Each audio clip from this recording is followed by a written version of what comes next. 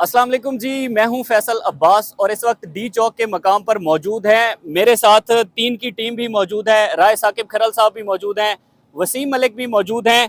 तहरीक इंसाफ ने अल्टीमेटम दिया है 24 घंटे का कि 24 घंटे के दौरान अगर अली अमीन गंडापुर जो है वो बाजियाब नहीं होते तो मुल्क गिर एहतजाज का ऐलान किया जाएगा। सबसे पहले शुरू करते हैं जज साहब, तहरीक इंसाफ ने ये जो ऐलान किया है, क्या सूरत हाल देख रहे हैं? देखें फैसल भाई, अभी डी चौक पर हम मौजूद हैं, बड़ा सुकून नजर आ रहा है। मुझे ये लग रहा है ये जो सुकून है ना, जो बहुत खामोशी है, ये हो सकता है कोई तूफान आने वाला हो। अच्छा। हो सकता है ना। खामोशी है बहुत। इस्लामाबाद में इस टाइम आप घूमें डी चौक के अतराफ में, आपको खामोशी मिलेगी। तो कहते हैं, सियाने कहते हैं, बहुत खामोशी जो है ना एक तूफान का पेश खैमा होती है। लेकिन ये मैं मिसाल के तौर पे कह रहा हूँ, इसका मतलब ये नहीं है कि पीछे तूफान आ रहा है। भाईजान पीटीआई इस टाइम देखें, वो भी मुसलसल 2-3 दिनों से रोड्स पर कन्फेडरेशन लोगों के साथ, केपी शेल गैस, ये जो आंसू गैस है, पुलिस के साथ कन्फेडरेशन, तो ये कोई आसान नहीं है। केपी का जो वर्कर यहाँ पर पहुंचा, वो 2 दिन में यहाँ पहुंचा और बहुत टायर्ड था। अभी जो सिचुएशन है, अभी पाकिस्तान तरीके इंसाफ के जहाँ पर कारकुन मुंतशिर हैं, साइडों पर हैं, बिखरे हुए हैं, वहाँ पर इनकी जो क़यादत है वो भी बिखरी हुई है। वो भी मुख्तलिफ जगहों पर, एक जगह पर इकट्ठी नहीं है। तो ये कर ये रहे हैं कि ये ऑनलाइन मीटिंग्स कर रहे हैं, ऑनलाइन ये तमाम जो इजलास हैं वो कर रहे हैं और उसमें ये फैसले कर रहे हैं। आज जो सबसे पहली जो चीज़ जो आई है वो असद कैसर साहब की तरफ से आई है, जिसपे उन्होंने ये कहा है कि एक 24 घंटे का टाइम अल्टीमेटम दिया जाता है और उस 24 घंटे के अंदर अगर अली अमीन गंडापुर को नहीं लाया गया तो उसके बाद वो पूरे मुल्क में एहतजाज की कॉल देंगे। तो अब जाहिर बात है, अगर इतना बड़ा फैसला करना है तो उसके लिए टाइम चाहिए ना, लोगों को गैदर करना है, मैसेजिंग करनी है, नीचे लेवल पे जो तंजीम है उसको आगाह करना है, तो ये एक्टिव करना है, तो उसके लिए वो टाइम चाहिए। तो मुझे ये लगता है तभी शायद 24 घंटे का वक्त दिया गया, वरना एक सूबे का वजीर आला गुम होना, लापता होना एक छोटी चीज़ नहीं है, इतनी बड़ी चीज़ हो गई है। तो उसके लिए अब जाहिर बात है जो स्ट्रेटजी है वो बनाने में टाइम तो लगेगा। बिल्कुल। राय साकिब खरल साहब, एक सूबे के वजीर आला जो है वो लापता हैं और तकरीबन उनको 24 घंटे गुजर चुके हैं, कोई पता नहीं, 24 से भी ज्यादा गुजर चुके हैं। तहरीक इंसाफ की स्ट्रेटजी, ओवरऑल सूरत हाल क्या देख रहे हैं?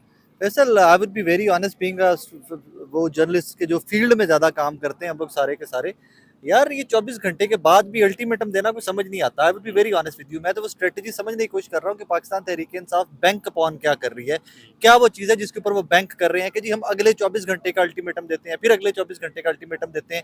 यहाँ पर एक चीज़ देखें कि डी चौक में जब जिस तरह जट साहब कह रहे थे हम जहाँ खड़े में, कितना सुकून है, फोर्सेस पीछे खड़ी हुई हैं, वो फुटेजेस बना रहे हैं, दैट इज इट। एक भी कारकुन आपको नजर नहीं आ रहा। कल यहाँ पे क्या था, मैं तो यहाँ पे नहीं था, आप लोग थे और मैं आप लोग की सारी कवरेज देखता रहा। कल यहाँ पे क्या था और कल से आज तक जो हुआ उसमें जिम्मेदार कौन है?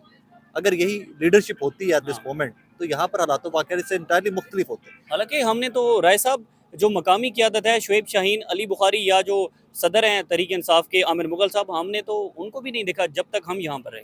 सवाल ये नहीं है, सवाल जिसको आपका सवाल था मैं उसी को रिलेट कर रहा था कि आप अल्टीमेटम दे किसको रहे हो? क्या शहबाज शरीफ साहब ने इसके ऊपर स्टेटमेंट आई? फेडरेशन का हेड तो वही कर रहे हैं ना, प्राइम मिनिस्टर है, whatever kind of prime minister he is, लेकिन वजीर आजम तो वही है। क्या आपको वजीर दाखिला की कोई स्टेटमेंट जो इसके ऊपर आई, क्या आप उसको बाय करते हैं, उस आप आर्गूमेंट को बाय करते हैं कि जी किसके ऊपर, किसी इदारे के पास नहीं, हमें पता ही नहीं कि वो कहाँ पे। और एक सूबे का वजीर आला, 4 करोड़ की पॉपुलेशन का प्रोविंस, और उसका वजीर आला उठाया कहाँ से जाता है या गायब कहाँ से होता है? केपी के हाउस से। और केपी के हाउस को एग्जैक्ट वही इस्तिस्ना हासिल होता है कि जो मेरे पीछे ये जो एम्बेसीज है ना, इनको इस्तिस्ना हासिल। राय साहब मैं रोक रहा हूँ आपको, ब्रेकिंग बड़ी जरूरी है, क्योंकि हम दोनों क्योंकि आपके साथ कर रहे थे तो पीछे से खबर ही आई है कि अली अमीन गंडापुर जो है वो केपी असेंबली में पहुंच गया। तो ये फैसल साहब आपके व्लॉग में ये ब्रेकिंग न्यूज हम दे रहे हैं, अपलोड कर दीजिएगा।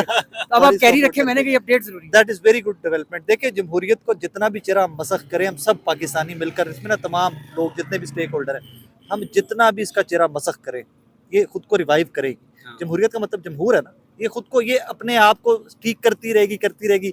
हम फिर इसका चेहरा नोचेंगे, ये फिर ठीक करने की कोशिश करेगी, ये हम फिर नोचेंगे, फिर ये ठीक करने की कोशिश करेगी। सो ये जमहूरियत नहीं, आज केपी असेंबली की तकारीर, आपकी और मेरी गुफ्तगू, आपका और मेरा कल से मचाया जाने वाला शोर के यार वजीर आला एक सूबे का, कोई केसेस हैं सामने लेके आओ, कोई मतलूब है किसी चीज़ के अंदर सामने लेके आओ, पब्लिक को बताओ, अवाम को बताओ। सो ये उनका असेंबली में पहुंच जाना, आई थिंक ये जमहूर की और जमहूरियत की फतह। ठीक है, वसीम मलिक, ये बताएं कि एहतजाज कामयाब रहा या नाकाम? मोहसिन नकवी यहाँ पर प्रेस कॉन्फ्रेंस करके जाते हैं, जितनी भी बाकी विफाकी हुकूमत के जो वज़रा हैं वो बड़ी फातिहाना प्रेस कॉन्फ्रेंस कर रहे थे। अच्छा, अब ना बहुत सारी इस हवाले से डिस्कशन हो रही है कि कल का जो अली अमीन गंडापुर का एपिसोड था कि वो केपी हाउस क्यों गए और उसके बाद जो कुछ भी हुआ, मैं इस सब को साइड पे रख रहा हूँ। मेरे नज़दीक इस सारे मरहले की जो सबसे अहम और वन लाइनर है वो ये है कि एक फुल फ्लेज एहतजाज जो था, और वो भी डी चौक के मुकाम पर और इस तरह के सिनेरियो में, वो 9 मई के वाक़यात के बाद था। तो पाकिस्तान तहरीक इंसाफ ने ये इस्टेब्लिश किया है, इमरान खान ने जेल में बैठे ये इस्टेब्लिश किया है कि वो जब चाहें एहतजाज कर सकते हैं। पीटीआई 9 मई से भी पहले से भी सख्त जो एजिटेशन है वो कर सकती है। आना मकसद था डी चौक। पहले रोज एहतजाज हुआ, कारकुनान मुताद्दिद मरतबा डी चौक पहुंचे, दूसरे रोज मुताद्दिद मरतबा पहुंचे, आज मुट्ठी भर कारकुनान थे वो दोबारा डी चौक पहुंचे। तो जो एक एहतजाज का मकसद था वो उन्होंने अवेल कर लिया, पहली बात। दूसरी बात ये भी हो रही है कि जी कारकुनान जो हैं वो बड़े मायूस होकर लौटे हैं। ये जो पाकिस्तान तहरीक इंसाफ की एजिटेशन की पॉलिसी है उसमें से जहर निकाल दिया गया है अली अमीन गंडापुर के उस एपिसोड को रिलेट करके। तो मैं उसको भी ऐसा नहीं देखता।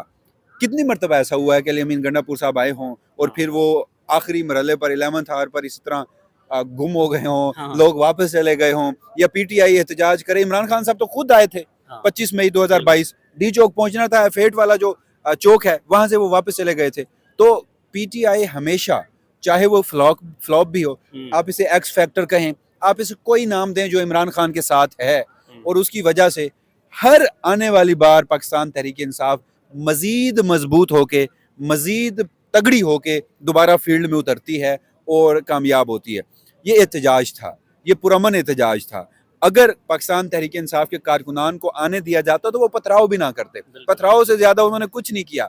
ये पूरा आप जाकर अगर नाजरीन को ये एरिया दिखाएं जहाँ पर ये एजिटेशन होती रही है, तो आपको मेट्रो स्टेशन के शीशे टूटे हुए नहीं मिलेंगे, आपको को बहुत ज्यादा जलाओ घेराव नहीं मिलेगा। वो लोग पुरअमन थे, उन्हें मुंतशिर करने के लिए, गुस्सा दिलाने के लिए हर कोशिश की गई। तो इस तरह के जो एहतजाज हैं वो जमहूर के लिए, जमहूरियत के लिए, वो सियासी प्रोसेस के लिए बहुत ज़रूरी होते हैं। तो मेरे नज़दीक अब ये धुंध झटेगी, अली अमीन गंडापुर साहब वहाँ पहुँच गए हैं, वो कोई बात करते हैं, पीटीआई की पॉलिसी क्या सामने आती है, तो उसके बाद ये सारी खबरें सामने आ जाएंगी। लेकिन एक चीज़ जो मेरे नज़दीक है जिसमें मैं क्रिटिसिज्म करूंगा, वो अली अमीन गंडापुर वाले एपिसोड पे नहीं करूंगा। वो बाद की बातें हैं जब खबरें सामने आएंगी कि एक्चुअल में हुआ क्या था। पाकिस्तान तहरीक इंसाफ की क़यादत यहाँ नहीं पहुंची, कारकुनान लीडरलेस थे, वो एहतजाज करते रहे, कोई डायरेक्शन नहीं थी। तो दुनिया भर की तहरीक देख लें, बांग्लादेश माजी करीब में, बिल्कुल उन्हें देख लें, जो लीडरलेस तहरीक होती है ना, वो फिर एक इतनी बड़ी तहरीक का जन्म लेती है कि उन्हीं में से फिर लीडर्स भी जमते हैं।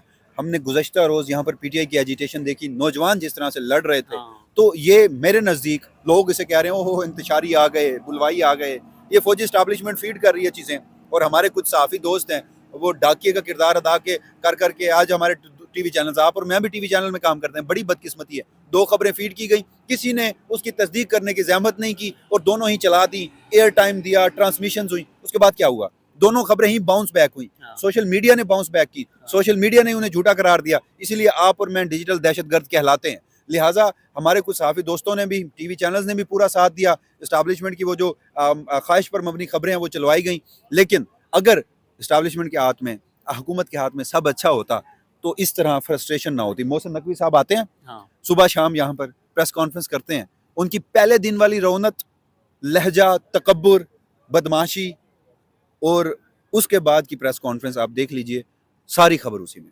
बहुत बहुत शुक्रिया। डी चौक की ये सूरत हाल थी। अब केपी असम्बली के अंदर अली अमीन गंडापुर जो है वो वापस पहुंच चुके हैं। तहरीक इंसाफ ने अब से 3 घंटे पहले 24 घंटे का अल्टीमेटम दिया था, लेकिन ये एक बहुत बड़ी खबर थी कि अली अमीन गंडापुर उस अल्टीमेटम से पहले केपी असम्बली पहुंच चुके हैं। जो भी तफसीलात होंगी आपके साथ शेयर करते रहेंगे। इजाज़त दीजिए, अल्लाह हाफ़िज़।